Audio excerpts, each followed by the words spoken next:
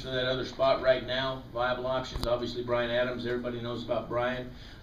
Brian's kind of in one way, your typical football kid that doesn't get a fall with us, and so it takes him a little bit of time, like it does all football kids when they come back to the baseball team, to get acclimated and get his stroke. And he doesn't have the benefit of those weeks that we have in the fall and seeing the live pitch and all the rest, but he's with us, and he's doing a good job. He works very hard, and we're fortunate to have him be a part of our program.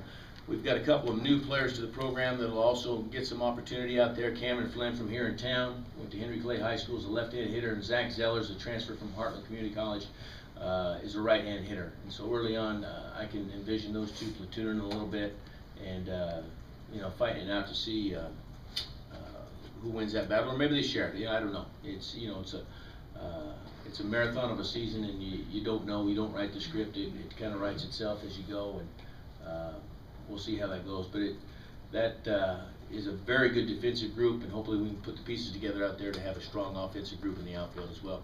The catching situation should be somewhere between very good and outstanding for us. Hoping to keep him healthy throughout the course of the year, but with Michael Williams coming back as a senior for his 4th year in the league, and then Luke Maley coming back, that'll give us an outstanding 1-2 combo.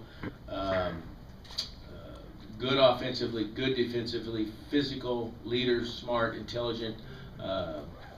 Having been around me and understand what I want to do with the pitching is a real benefit for us and our pitching staff. We're excited to have those two guys, and we've got a couple of other guys behind them. Greg Fettis is a freshman, and Michael Thomas from E-Town is be a 3rd-year sophomore, has moved himself into a viable option. Is a guy that we can put in the game. I'm eager to see what those two kids do as well, but Luke and Michael will be our 2 catchers. The SEC is going to be the same league it always is. Whether the strength is on the East or the West is yet to be determined. Looks to me, again, like it'll be on the East. But it's an absolute dogfight. It's an honor to be a part of it. We look forward to it. Our kids look forward to it. It'll be as strong as it ever was. The preseason polls show that a little bit, but that doesn't really mean a whole lot. We'll let the season get going and see how the league shapes out. But it'll be as competitive as ever it is, and it's something that we look forward to. That's just a brief overview of our club. Time for questions.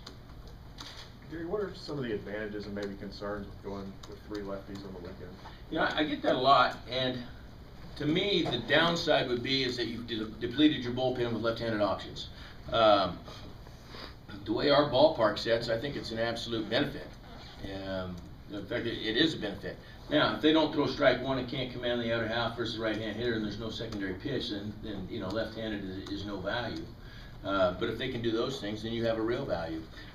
It's a question that you get, I think, just because it's a little bit unique. Nobody would ask a guy that's starting 3 right-handers that question, and I get the question a lot about the 3 left-handers, and I don't know that we're going to set that in stone for 14 weeks, but that'll certainly be how we start the year off. I'm eager to do it. Those 3 kids have earned it, but it's athletics. It's baseball. You got to earn it every week.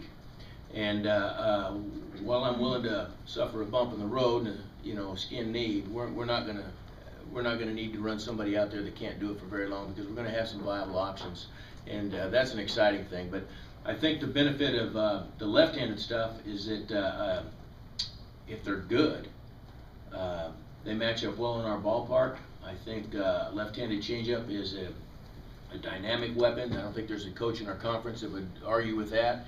And if they can do that, then you've got something to build upon.